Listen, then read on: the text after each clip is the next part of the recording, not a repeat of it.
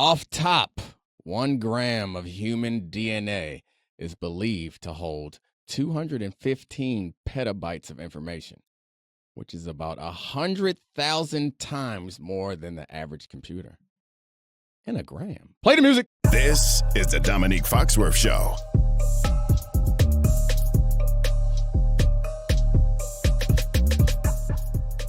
Welcome to the Domonique Foxworth Show. We are joined by my friend and one of my favorite morning radio personalities, Chris Canty, in the building. Welcome. Well, he's in his home. He's not in the building. He's on the Zoom with me and my buddy Charlie.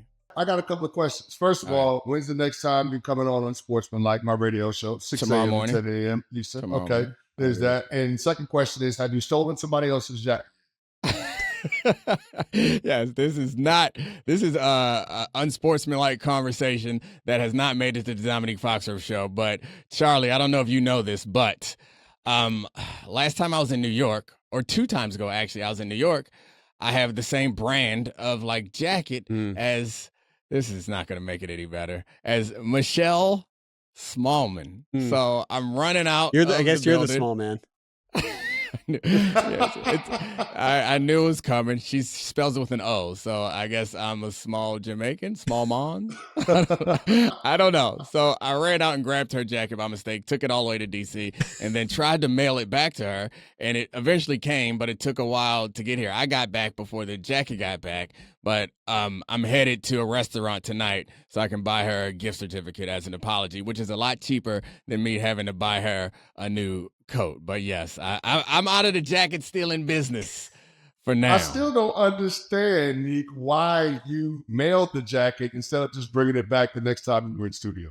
Because I overnighted it thinking that I took her jacket and I wanted to inconvenience her as little as possible. So I was like, it would be convenient for me just stuffing it in my bag and not think about it. But I was like, all right, I'll send it back to her, and that would be the nice thing to do. But it ended up not getting here till after I got back. It wasn't a good plan. I acknowledge.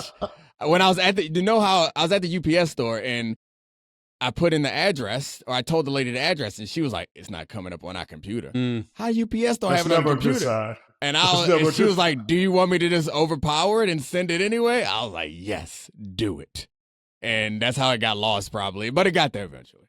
So trying to inconvenience her less ended up inconveniencing her more. Which is why I'm going to get her a big gift certificate to a fancy restaurant, and everyone can leave me alone and accept my apology. And maybe she'll enjoy a meal. Charlie, you got jokes. I know you do. No.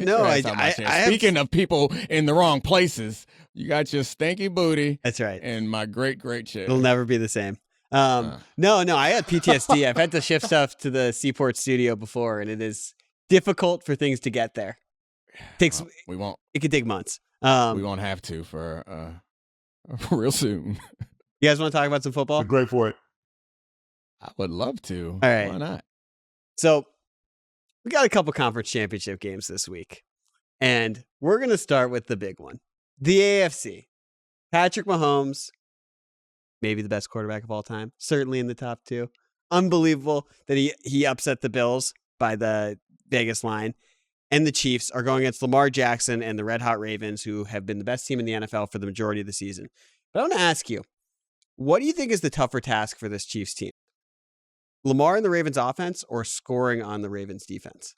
I definitely think scoring on the Ravens defense is going to be a tougher task because, I mean, the Chiefs defense is very good. And I guess pushing back, I'm already disagreeing with myself midway through, but I'll stick with my take. I'll stick with my take for now.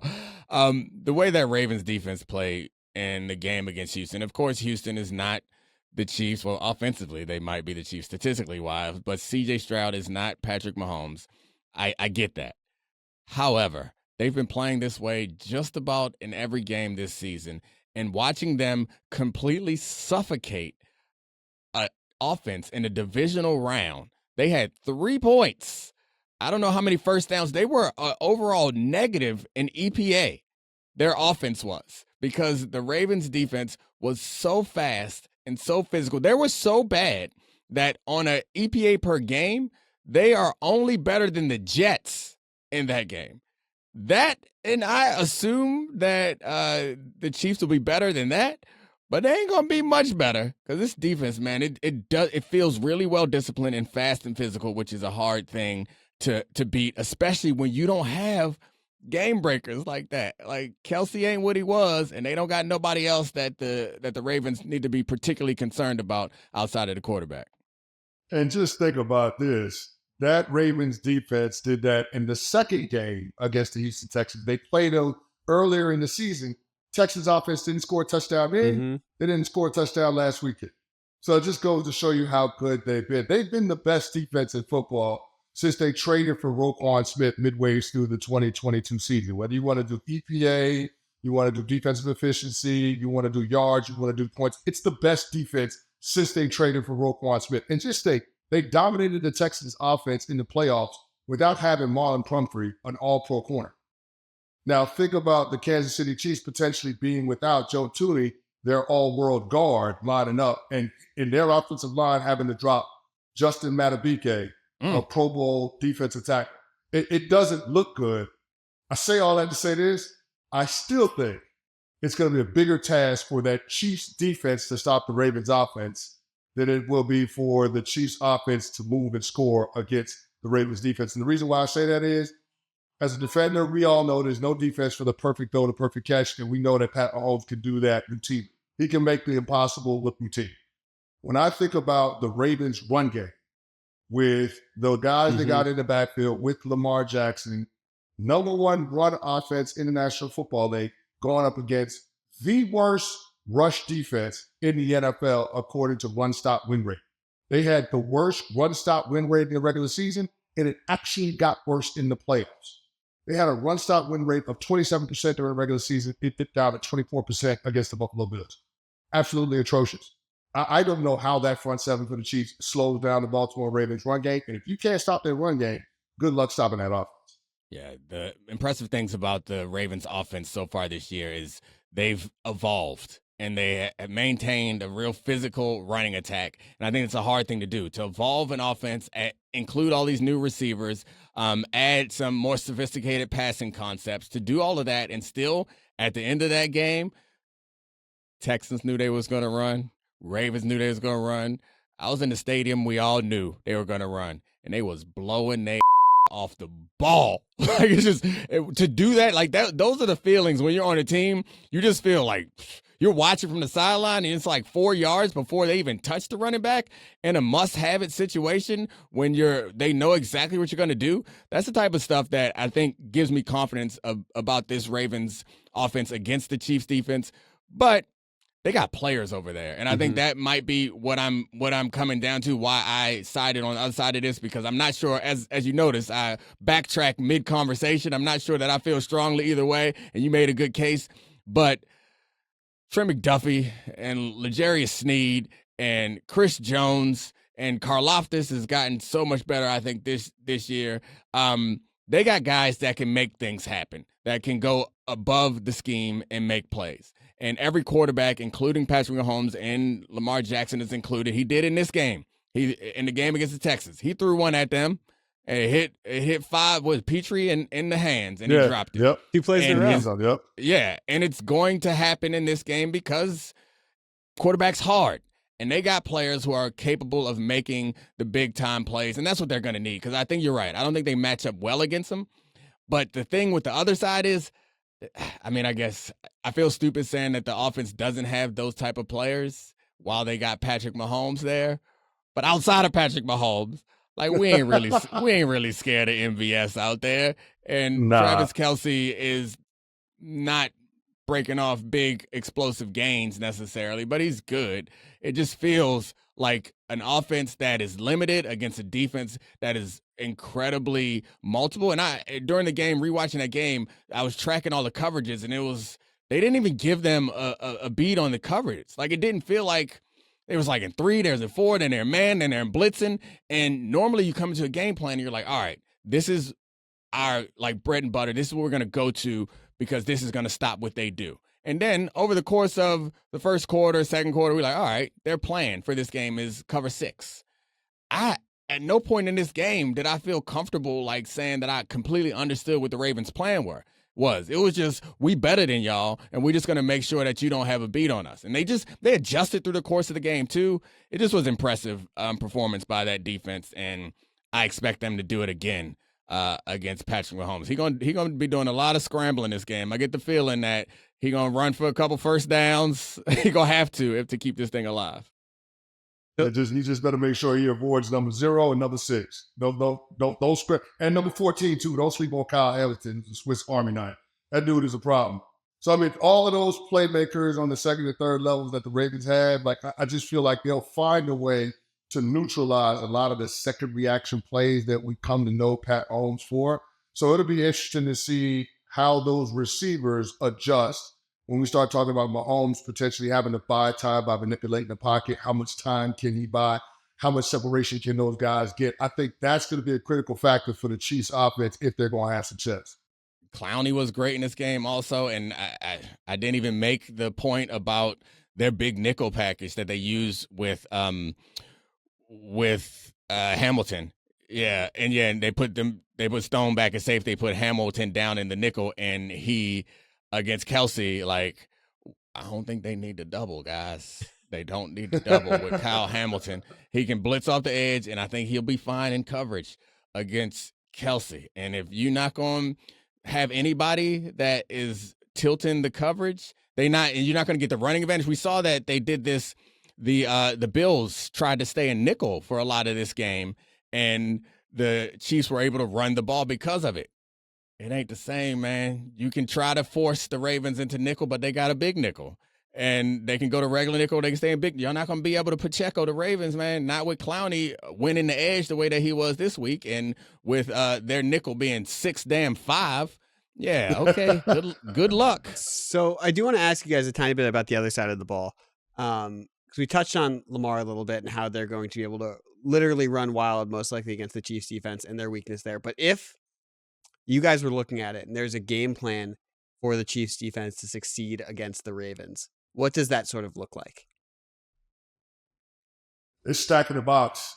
They have to. They have to bring extra defenders into the box. And similar to something that the Ravens do with their big nickel package, I think that the Kansas City Chiefs need to come out there with a big nickel package and add a defensive tackle on the field. I absolutely think that they've got to have 5 big bodies on the line of scrimmage at all times to neutralize that Ravens run game. I know that leaves them thin on the back end, but the back end is the strength of that defense. So those guys are going to have to be able to hold up in one-on-one coverage against some of those young receivers from the Ravens. But first and foremost, you got to stop the run, because what I saw up at Orchard Park was a problem. The front seven for the Kansas City Chiefs looked like Lil Bow Wow when that movie Roll Bounce, because they was on skates the entire game. And that's a problem. And Nick talked about what he saw down at M&T Bank Stadium last week in terms of how that run game for the Baltimore Ravens just grinds you down. And I mean, it's a terrible feeling in football when, as a defense, you know they're running the ball, they know they're running the ball, and they also know that you can't stop. It's the worst feeling in all of football. And I feel like that's what this thing is setting up for the Kansas City Chiefs, unless they make some big adjustments from what we saw last week. Remember, the Buffalo Bills came out there with an extra offensive lineman. David Edwards played over 20 snaps in that game. They put an offensive lineman at the tight end spot and mauled the front seven of Kansas City. And one of my coaches, Todd Bowles and Casey Rogers, they used to tell us when I was with the Dallas Cowboys, if you don't stop it one week, you're going to see it the next week. Yep. You best believe John Harbaugh is looking at that tape and saying, oh, yeah, we'll throw an extra offensive lineman in there at tight end. It just plays more into what we want to do anyway. The thing is, they got Patrick Ricard. Yep. So they could put him out there without even compromising too much. And they're going to get Andrews back. They might go to old school Ravens and go back to that 13 personnel stuff. They still got that stuff in the playbook. Don't you worry. I think also the running attack is a concern. And the point that you're making, I'll drive it home a little bit more, is if you are loading the box, you are compromising your coverage. You're putting people in a tough situation. And the purpose is to stop the run. And this is a problem. If you load the box and you can't stop the run, then what you do then? Like, there's no moves after that. There's nothing left. You can put another person in the box. And I think to your original question, Charlie, or not original question, but to your follow-up question, Charlie, about how would you go about attacking this Ravens offense, I think you have to blitz. You have to be aggressive. and you have to challenge Lamar to be an accurate passer. You have to play tight man coverage. Zay Flowers is going to be hard to stay with. Bateman's good also. Odell Beckham still can get open. Yeah. These guys are going to be hard to cover, but that's what you have to do. You can't be doing this zone stuff. And that's the tough thing is you want to do zone because you want to have eyes on Lamar in case he scrambles. But I think if you leave him the windows, he's proven that he can read the coverage, that he's going to hit those windows. You're going to have to blitz him and play tight man coverage behind, and that's going to make you susceptible to some big plays. And if you give some up, brush your pants off and line up and do it again. And I think that's the message coming into this game is I think it can be demoralizing when you give up big plays. They have to understand, hey, look, we're going to leave ourselves exposed to some big plays. If we give them up, don't worry, Pat going to get it back. But understand that we're going to put you in some trouble spots, and I want you to do the best you can. But I want don't get demoralized if Zay catch a 45-yarder on us. We going to bounce back. Yeah. I mean, this conversation just drives home something that I've been thinking about last week, which is that so much of the narrative around this team has been about Lamar Jackson, the MVP, all of the fluff around that. This is like one of the most underrated great NFL teams in recent history. All the analytics support that they're like an incredible team. And we sort of ended up on this conversation where there are no answers for Patrick Mahomes in an AFC Championship game. And that is crazy from where we were a week ago, being like, I don't know, we'll see how Lamar performs against the Texans. And now it's a week later, it's like, nah, they're just better than everyone. I mean, we thought that. Yeah. I guess it's different before the game, and it's different when they have a week off. But I think we all thought that the Ravens were the best team in football, but we also have seen them have some struggles in the playoffs. And we've talked about this ad nauseum, I think, on this podcast, is that the coaching improvements, the versatility and the multiplicity of the offense and the defense, because they're no longer a Wink Martindale blitz-happy defense, which was like, all right, you figured out our blitz, we don't got no other move. And they're no longer a Lamar Jackson, like zone read, RPO only offense, because once you figure that out, they ain't had that many other moves. They got other moves on both sides of the ball. It's going to be tough for anybody to beat them. No doubt about it. The one thing I will say, Nate, because you did talk about the versatility that the offense has shown this year, I think Todd Monken got the Ravens offense in a little bit of trouble early on in that game. Yes. Because the versatility that the variety of the blitz packages that DeMeco Ryans was able to throw at the Ravens gave them some trouble, not just in the passing game, but also in the running game. And I thought from the passing concepts to some of their formations, they made it easy for the Texans to disguise. They made the adjustments at halftime, and that's why you saw back-to-back touchdown drives coming out of the half. But I thought that Todd Monken got Lamar in a little bit of trouble, especially with some of the concepts in the passing game. They were running a lot of the deep comebacks, the dagger concepts, post corners. You can't run those deeper patterns when that other team is sending 6 rushers or more. Exactly. You can't do it. And so they had to adjust from that. They went back to some of the shorter passing concepts, stick routes, over routes, those types of things to make it hard for the defense to disguise in the second half. And Lamar was able to take advantage of it. And when they did take those things away, those route concepts displaced the coverage, and Lamar was able to take off and run the ball. So I think Todd Monken has got to be mindful that some of the things that the Texans and DeMeco Ryans did in the first half, they're going to see that again from Steve Spagnuolo and the Kansas City Chiefs. The only way anyone's ever had consistent success against Lamar is to blitz him. And the previous offense didn't have answers for the blitz. This offense, early in the game, they did not have answers. You're watching these long developing routes, which I think your point is fair. I was on Mina's podcast a little while ago, and I was critical of Todd Monken because what took so damn long? Like, that's the one thing that I think you should always have in your pocket if you are the Ravens offense is answers to the blitz, because that's the only thing. That's the recipe to give Lamar trouble. It's the only time anyone's ever had success, consistent success, is blitzing him. So why they had to wait till they got to halftime and Lamar himself was like, this is some give me some answers to the blitz. I don't know why they don't just have like these like 5 to 10 plays on their play sheet that's like, all right, they're going to blitz us, because that's all, because we saw what happened. When you don't blitz him, he does whatever the hell he wants. All right, let's move to the other conference. 49ers opened as a 7-point favorite against the Lions. We also heard from Kyle Shanahan on Monday, who said that Deebo does not have a broken shoulder, which is good. Not having a broken shoulder is good. But he also said that he's in far too much pain to assess how available, if he'll be available, what type of role he can play in that game. We know what happens to the 49ers offense without Deebo Samuel. It's very, very different. So my question for you guys is, if Deebo doesn't play, how would you handicap the 49ers Lions game? The 49ers are a great running team, and we talked about running the ball against a loaded box. The 49ers are capable of doing that. They're not as great against the run on defense. And I think both of these offenses are predicated on, and they're obviously Shanahan schemes, not Kyle Shanahan, but also Kyle Shanahan, but they're disciples of Mike Shanahan, where it's like run and play action is what they want to do. Under center run and play action is what they want to do. They do that well. I think the team that is going to be the best stopping the run, which is some real old school football to bring up, but like that's a team I feel more comfortable with. I don't know what that answer is going to be, so I really don't know how to handicap this. Like the way that Jared Goff played last week gave me more confidence, and Purdy led a game-winning drive, which is nice, but he was inaccurate, and a lot of that could have been because of the rain. Yeah, I'm having a hard time handicapping this. The one thing that I will jump out and say that has been disappointing, and I have to accept that this 49ers defensive line, they ain't been doing it, and they have not been as good as you need them to be, and I don't expect them to show up, which means we get Jared Goff not under pressure, and that's the scary Jared. Yeah, the offensive line for the Detroit Lions should be able to hold up. We saw what the Packers offensive line did. Nicky Bosa and Chase Young got shut out, no sacks from those guys. So if they can't put pressure on Jared Goff, it's going to be a problem. And I think the interesting thing about this matchup is that you have the two most explosive offenses in the NFL. Like these offenses were 1 and 2 in plays of 20 yards or more. They finished 1 and 2. And the 49ers edged out the Detroit Lions by one more explosive play.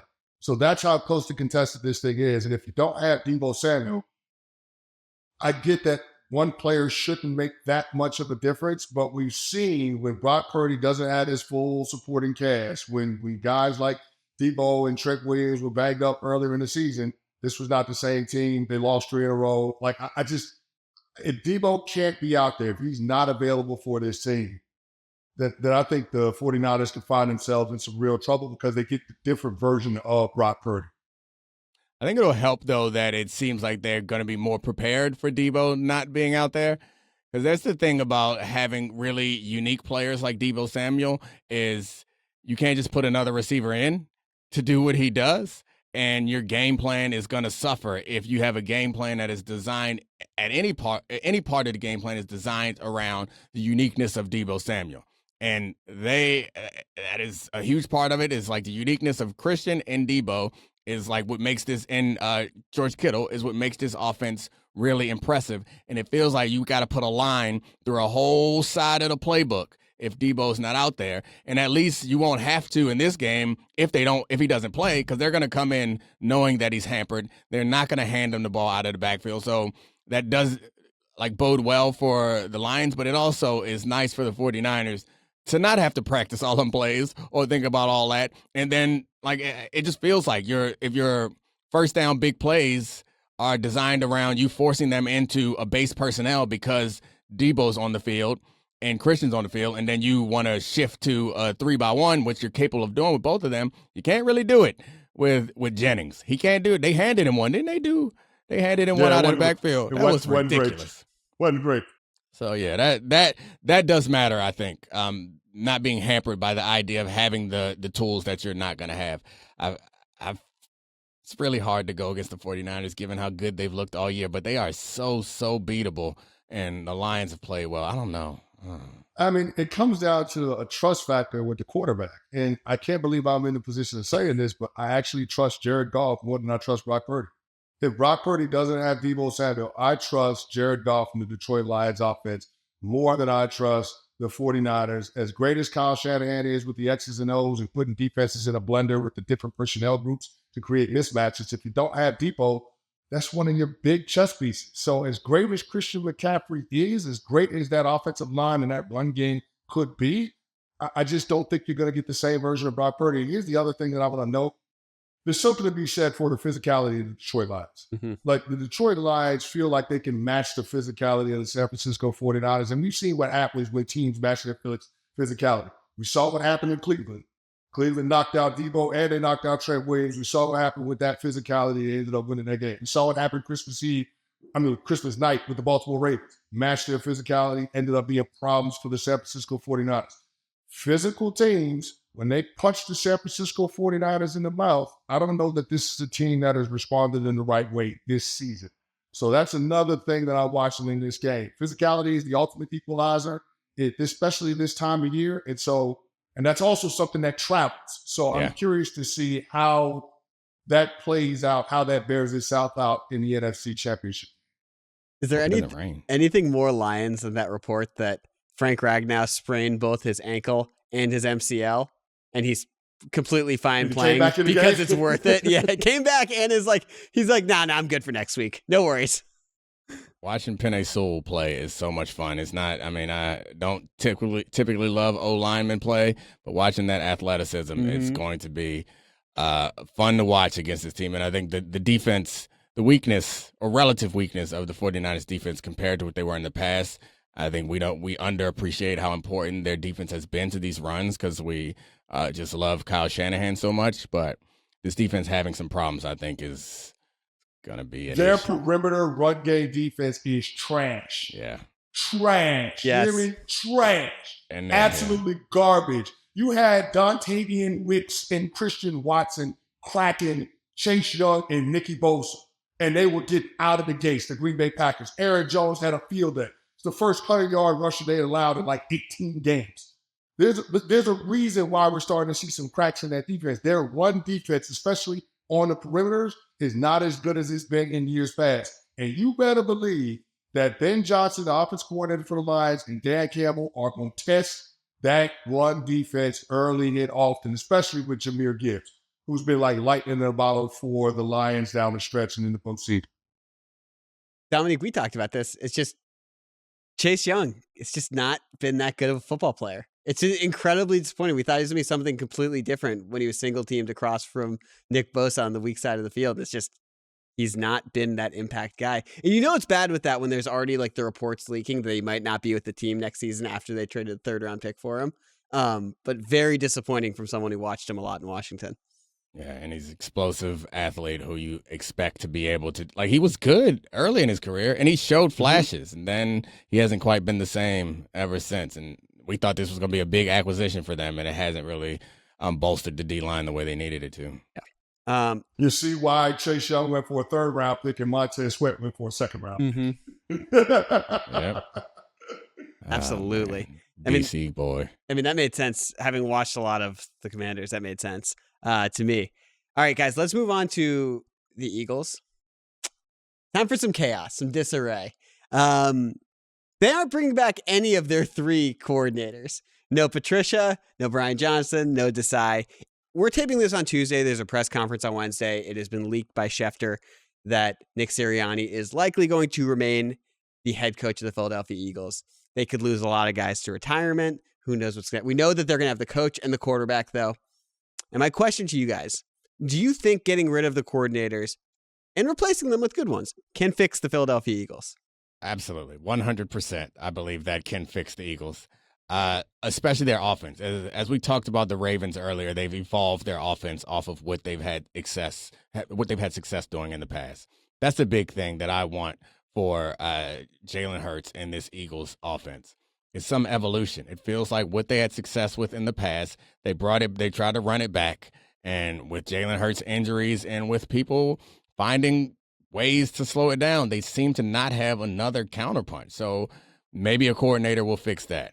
Defensive side of the ball, they're going to need more than a coordinator. They're going to need some bodies, some new bodies in the linebacking core and the secondary. But it's a start. I've never been a proponent of moving on from Nick Sirianni because everything I get from that organization is that Nick Sirianni is not in as much control as a traditional head coach. And so if he's a middle manager, firing him ain't going to change anything unless you're willing to give the control to someone else.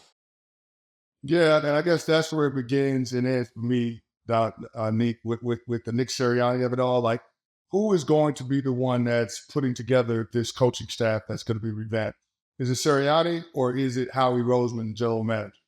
because this feels like a move to consolidate power, to keep Nick Sirianni as a figurehead, but to put the coaches in place that Howie wants to put in place, rather than going out and getting a Bill Belichick or Mike Vrabel, a head coach that would insist on having more power, more say, more swing within the organization. Remember, Howie Roseman ended up being a figurehead when they hired Chip Kelly once upon a time. It seems like every move that he's made since has been to avoid putting himself back in that situation. Even with Doug Peterson winning a Super Bowl in 2017, he got rid of him a year later. Why? Not because Doug Peterson couldn't coach. It's because Doug Peterson, like Jalen Hurts and Howie Roseman, just extended Carson Wentz. And how dare the head coach want to have any say over personnel decisions? Let me get this dude up out of here. Now, it just so happens that it worked out with Nick Sirianni, but I guess my biggest question is, who's putting together the staff?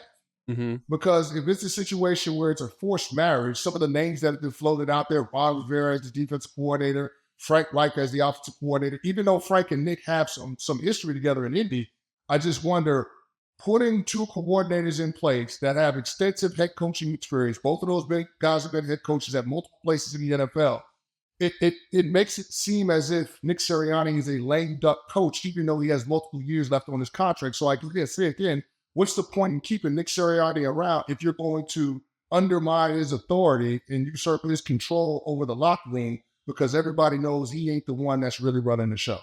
Yeah, that's what it feels like to me. And there's no, and this feels like it's an inside the building thing, because I can't point to specific things that failed Nick, specific things that were directly attributed to Nick Sirianni. Like, he didn't bring in Matt Patricia, didn't want him. Like, he didn't name, well, yeah, there's other stuff in there that I don't want to get into, but the fact of the matter is it doesn't feel like Nick Sirianni is in control. So, like, what are we firing him for if he's not in control?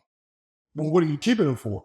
Yeah, well, you're keeping him because, so, and that's the thing, is if he's not in control of the things that are the problem, he's tasked with managing the staff that you give him. If he mismanaged the staff, that's fine, but no one said that was the problem. The problem is with the staff actually executing what they're supposed to be executing. And if Nick Sirianni's not the one who's choosing them, then you can't blame him for the poor game plan and the poor execution. So, like, it depends on what kind of head coach he's going to be or what kind of head coach you want. If you want to bring someone in who you're going to give the power and decision-making authority to, then you can hold them accountable. But it feels unfair to hold him accountable for something that he can't control. I mean, fairness doesn't matter, but it feels like a waste of time move, because if you want someone who is not going to make the decisions, then you got him. You want to hire somebody else to not make decisions, you haven't done anything. Unless you're going to hire someone else and give them the power, then what are we doing here? How weird is this? But though? Nick, that kind of tension, I think, is what can explain the collapse that we saw over the last 2 months of the season. You know, we were sitting there trying to point to, well, what happened? Maybe something in the locker room, something's going on. That type of tension between general manager and the coaching staff, when something changes, when something goes off the rails, that type of tension is what can force the kind of collapse that we're seeing. It's incredibly uncommon. With the Philadelphia Eagles. Charlie, I think that's what you're going to ask. It's incredibly uncommon for a head coach to not have coordinator or staff building authority. Well, and like any authority, it feels like most football coaches like to run their own program, and it feels like he doesn't get to do any of that stuff now. Yeah, it's very much. It feels like baseball to me. Yeah. Like the way that baseball managers are explained, it feels like that's what they're trying to do in Philadelphia, and it's worked. Mm-hmm. But it's, I think consistency and congruency in game plan, or not just game plan, in your plan, in your strategy, in your culture matters. Where it emanates from can be the head coach, the owner, the general manager, but undercutting the authority, it feels, I don't know. I just never like that when it feels like you work for me, but you really know that you can go around me, or I don't really have any power. Like, it feels like you're undercutting Nick Sirianni. It doesn't mean that it can't work, but it's not something I would love to do. Yeah. It's like every sport other than football. You said in the NBA, you said obviously in Major League Baseball, some GMs set the lineup even. It's crazy. All right, last one. So it got reported today on Tuesday that Jim Harbaugh and the Chargers are within striking distance of a deal. They flew his wife out to LA, big wife guy. How quickly do you expect Harbaugh to be able to turn things around with the Chargers? I don't know. I mean, it's like the division question, is bad question, but just roll. No. It's not a bad question. It's just a difficult question. Yeah.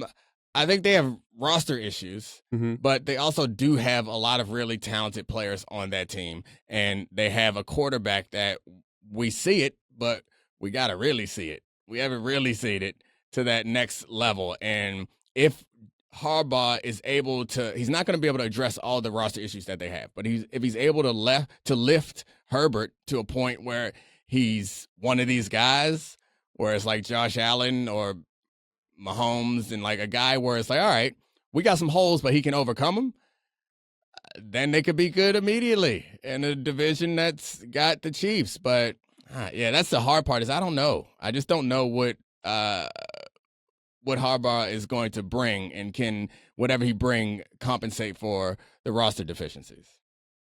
Yeah, I'm still looking at this as a hypothetical because I don't believe the Chargers will pay what it costs to get Jim Harbaugh from Michigan. That is a notoriously cheap organization. The Spanos family ain't got the best reputation on the streets. But if they do get Jim Harbaugh, I think they'll get a head coach that'll get the best out of Justin Herbert, right? Yeah. I mean, that's what Jim has done at every single stop. I mean, Josh at San Diego turned into an NFL player. I mean, Andrew Luck at Stanford. I mean, Colin Kaepernick at San Francisco. I mean, he had Alex Smith to some degree. And then J.J. McCarthy at Michigan. Like, this is what that guy does. He turns good quarterbacks into great football players. And so I would anticipate the best from Justin Herbert. But, again, they have a lot of salary cap constraints. Khalil Mack has a cap hit damn near $40 million. Like, I mean, what are you going to do with that? The guy had a 15-sack season, but he's got a cap hit of $40 million. You keep it Khalil Mack, you going to pay what that costs? Like, those are the questions I have. Joey Bosa has been injury-prone of late. Derwin James injury-prone. The whole damn receiving core for the Chargers injury-prone. So I don't know how they fix all of the different issues, given that they don't have a lot of cap flexibility this offseason. So there's that. But if anybody can wring all of the potential out of the talent that's on the roster, it's Jim Harbaugh. So I think it would be a home run hire. I'm just not convinced that the organization is willing to pay what it's going to cost to get Jim from Michigan. Jim Harbaugh will turn around by cheating. That's how he does it. Cheating. Hey, you ain't cheating, you ain't trying. Yeah. Classic quote. I will not get it tattooed on me, but I believe it.